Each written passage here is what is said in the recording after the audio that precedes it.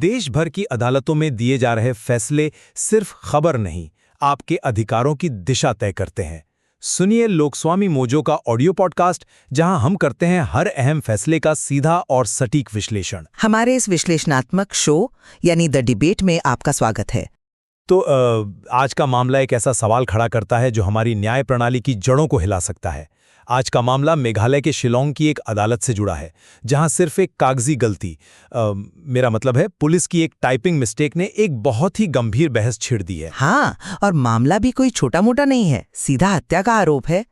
तो क्या सिर्फ कागज पर कुछ गलत नंबर लिखने से आप किसी आरोपी को जेल से बाहर निकाल सकते हैं? मैं व्यक्तिगत तौर पर इसे न्याय के लिए बहुत खतरनाक मानती हूँ। देखिए, राज्य जब किसी की आज़ादी छीनता है ना, तो प्रक्रिया बिल्कुल शुद्ध होनी चाहिए। शिलोंग की अतिरिक्त जिला एवं सत्र अदालत न्यायाधीश DR खारातेंग ने 27 अप्रैल 2026 को 25 वर्षीय सोनम रघुवंशी को जो जमानत दी है, वो इसी सिद्धांत पर आधारित है। पर जरा जमीनी हकीकत और घटनाक्रम को देखिए। जून 2025 का मामला है। यूपी के गाजीपुर से गिरफ्तारी हुई थी। विपिन रघुवंशी की शिकायत थी राजा रघुवंशी की हत्या के लिए। बिल्कुल। और पुलिस को बाकायदा राजा का शव भी मिल चुका था। सोनम पिछले 10 महीने से जेल में थी और सबसे बड़ी बात, ट्रायल भी पूरी रफ्तार में शुरू हो चुका था। हाँ, सितंबर 2025 में चार्जशीट भी आ गई थी। वही तो, ट्रायल फुल स्पीड में था। अक्टूबर में अदालत ने हत्या की धारा मतलब BNS 103(1) में आरोप भी तय कर दिए थे। मामले के 90 गवाहों में से 4 की गवाही अदालत में पूरी भी हो चुकी थी। हाँ, लेकिन फिर फरवरी 2026 में सब रुक गया। पुलिस ने एक सप्लीमेंट्री चार्जशीट यानी पूरक आरोप पत्र दाखिल कर दिया। इसमें कुछ नए आरोपी जोड़ दिए गए और कुछ पुराने हटाने की बात की गई। अब इस देरी और रुकी हुई प्रक्रिया के बीच बचाव पक्ष ने अपनी चौथी जमानत याचिका में एक ऐसा संवैधानिक बम फोड़ा जिसने केस की दिशा बदल दी। और वो बम था क्या? बस यही ना कि गिरफ्तारी के समय जो अरेस्ट मेमो भरा जाता है, उसमें पुलिस ने किसी चेकबॉक्स पर टिक नहीं किया। मतलब, और हत्या की धारा 1031 की जगह गलती से 4031 लिख दिया। ये बस यही नहीं है। BNS 4031 संपत्ति के बेईमानी से गबन का मामला है, एक बहुत ही हल्की धारा। ये एक बहुत बड़ा अंतर है। पर अभियोजन पक्ष ने अदालत में साफ कहा ना कि ये महज एक लिपिकीय त्रुटि है, एक मानवीय टाइपिंग मिस्टेक है, एक सब इंस्पेक्टर से जल्दबाजी में गलती हो गई। इसके लिए आप पूरी न्यायिक प्रक्रिया को कैसे दूषित मान सकते हैं? इसे सिर्फ टाइपिंग मिस्टेक कहना राज्य की जिम्मेदारी से भागना है। अदालत ने स्पष्ट शब्दों में कहा कि यह भारतीय संविधान के अनुच्छेद 22(1) का सीधा उल्लंघन है, जो ये गारंटी देता है कि किसी को भी गिरफ्तारी के आधार बताए बिना कस्टडी में नहीं रखा जा सकता। एक मिनट, क्या हम ये मान ले कि आरोपी इतनी भोली थी? वो कोई अनपढ़ तो है नहीं। वो इंदौर, बेंगलोर में अपना व्यापार चलाने वाली एक 25 साल की पढ़ी लिखी बिजनेस वुमन है। उसने खुद गिरफ्तारी मेमो पर अपने साइन किए हैं। हस्ताक्षर करने से प्रक्रिया वैध नहीं हो जाती। तो क्या वो इतनी भोली है कि 10 महीने तक जेल में रही, आरोप तय हो गए और उसे पता ही नहीं चला कि उस पर हत्या का केस चल रहा है? देखिए, किसी कागज पर दस्तखत करने का मतलब ये नहीं है कि आपको आपके संवैधानिक अधिकार समझा दिए गए हैं। जज ने यहाँ सुप्रीम कोर्ट के हालिया प्रबीर पुरकायस्थ मामले का बहुत विस्तार से हवाला दिया है। इस ऐतिहासिक फैसले में सुप्रीम कोर्ट ने साफ कहा है कि गिरफ्तारी के कारण और आधार दोनों में जमीन आसमान का फर्क होता है। कारण बहुत सामान्य होते हैं, जैसे पूछताछ के लिए पकड़ रहे हैं। हाँ, वो तो बेसिक प्रक्रिया है। लेकिन जो आधार हैं वो विशिष्ट होते हैं।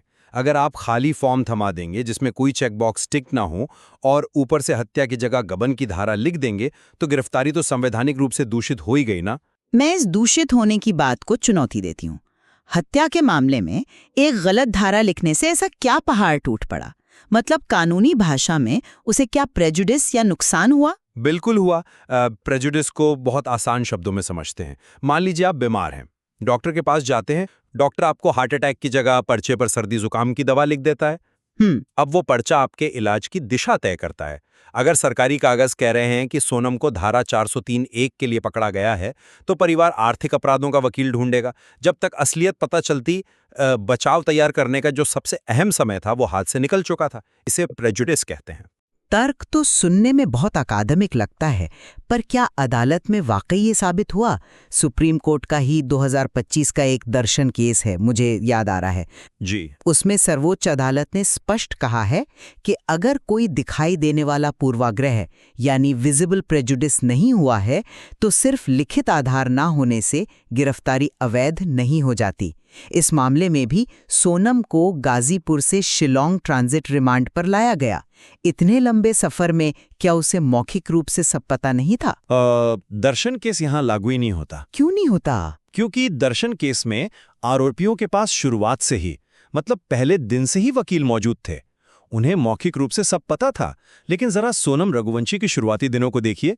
जब उसे पहली बार गाजीपुर कोर्ट में पेश किया गया, तब उसके पास कोई वकील नहीं था। लेकिन फिर ये सवाल उठता है कि ये दलील चौथी जमानत याचिका में ही क्यों आई? वो इसलिए क्योंकि मेरा मतलब है, पहले 3 याचिकाओं में ये संविधान और प्रेजुडिस याद क्यों नहीं आया? अभियोजन ने सही कहा कि ये सिर्फ केस को खींचने और फायदा उठाने की रणनीति है। अदालत ने इस दलील को खारिज कर दिया। कानून में यह स्थापित है कि विधि का प्रश्न, खासकर मौलिक अधिकार, किसी भी स्तर पर उठाए जा सकते हैं। मौलिक अधिकारों की कोई एक्सपायरी डेट नहीं होती। पर चौथी बार में ही क्यों? क्योंकि अदालत ने मामले की गहराई में देखा कि ये कोई एक कागज की गलती नहीं थी। पुलिस ने अरेस्ट मेमो, केस डायरी, अधिकार सूचना पत्र, हर जगह धारा 403(1) ही लिखी थी। किसी भी एक दस्तावेज में उसे नहीं बताया गया कि मामला हत्या का है। देखिए, हम यहाँ एक बहुत ही आदर्शवादी ढांचे की बात कर रहे हैं। भारत में पुलिसिंग की हकीकत क्या है? गाजीपुर का कोई पुलिसकर्मी भारी दबाव में काम करता है। अब अगर उससे फॉर्म में गलती हो गई, तो क्या हम सिस्टम की इस लिपिकीय गलती की सजा समाज को देंगे? ये सिर्फ लिपिकीय गलती नहीं है। बचाव पक्ष ने जिस विहान कुमार केस का हवाला दिया, वो तो कहता है कि अगर गिरफ्तारी दूषित है तो उसके बाद की हर रिमांड अवैध हो जाती है। ये एक बहुत ही खतरनाक स्थिति है। आप इसे खतरनाक मानती हैं, पर मैं इसे पुलिस की बेलगाम ताकत पर एक बहुत जरूरी लगाम मानता हूँ।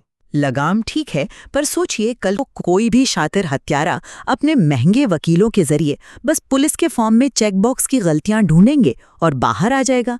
न्याय का उद्देश्य सिर्फ कागज चेक करना नहीं है, सत्य की खोज भी है। लेकिन सत्य की खोज असंवैधानिक तरीकों से नहीं की जा सकती ना। अगर हम इसे जमीनी दबाव मानकर छोड़ देंगे, तो पुलिस इसका जानबूझकर दुरुपयोग करने लगेगी। अदालत ने मेघालय हाईकोर्ट के लेबियस आरेंग मामले का जिक्र किया है। उसमें क्या हुआ था? उसमें भी पुलिस ने ड्रग्स के एक गंभीर मामले में साधारण अपराध का चेकबॉक्स टिक कर दिया था। अदालत ने साफ कहा कि ये जो प्रो फार्मा या खाली फॉर्म पर दस्तखत करवाने का चलन है, ये कानून के सख्त खिलाफ है। मतलब आपका कहना है कि पुलिस थानों में जो फॉर्मेलिटी के नाम पर रटे रटाए मेमो भरवाए जाते हैं, ये फैसला सीधे उस कार्य संस्कृति पर चोट करता है। बिल्कुल, आम आदमी को इससे यही समझना चाहिए। विहान कुमार केस ने स्थापित कर दिया है कि गिरफ्तारी के आधार जानना आपका अधिकार है, कोई एहसान नहीं। पुलिस को स्पष्ट भाषा में बताना ही होगा कि आपने किया क्या है। मैं जवाबदेही से सहमत हूँ, पर मजिस्ट्रेट का क्या? जब गाजीपुर में पहली बार पेशी हुई, तो मजिस्ट्रेट ने पुलिस को फटकार क्यों नहीं लगाई? जज ने खुद लिखा है कि अनुच्छेद 22(1) का पालन चेक करना मजिस्ट्रेट का कर्तव्य है। गलती मजिस्ट्रेट की और सजा आप पीड़ित परिवार को दे रहे हैं। मजिस्ट्रेट की चूक पुलिस की अवैध कार्रवाई को वैध नहीं बना सकती ना। दोनों राज्य के अंग हैं। अदालत का निष्कर्ष यही था कि अगर शुरुआत में ही आज़ादी गैर कानूनी तरीके से छीनी गई है, तो बाद की कोई चार्जशीट उस शुरुआती गलती को सही नहीं ठहरा सकती। तो अब उस हत्या के मुकदमे का क्या होगा? वो तो रुक गया ना? नहीं, मुकदमा खत्म नहीं हुआ है। हत्या के आरोप अपनी जगह है, ट्रायल आगे चलेगा।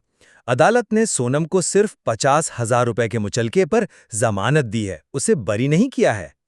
ट्रायल चलेगा, ये सच है, पर बाहर आना सबूतों और गवाहों के लिए खतरा तो है ही, खासकर जब नए आरोपी जुड़े हों। मैं अब भी यही मानती हूँ कि इतनी तकनीकी और कठोर व्याख्या से एक हत्या के आरोपी को बेल मिलना न्याय के मूल उद्देश्य को कमजोर करता है। और मेरा मानना है कि अगर अदालतें इन तकनीकी बातों पर कठोर नहीं होंगी, तो एक आम नागरिक के लिए इन अधिकारों का कोई मतलब नहीं रह जाएगा। एक खाली चेक बॉक्स या गलत सेक्शन पुलिस को मनमानी करने से रोकेगा। खैर, ये एक ऐसी बहस है जहां प्रक्रिया और परिणाम के बीच का तनाव हमेशा बना रहेगा। आप सुन रहे थे लोकस्वामी नोजो का ऑडियो पॉडकास्ट। ऐसे ही कानूनी फैसलों के विश्लेषण के लिए जुड़े रहिए, क्योंकि कानून को समझना आपका अधिकार है।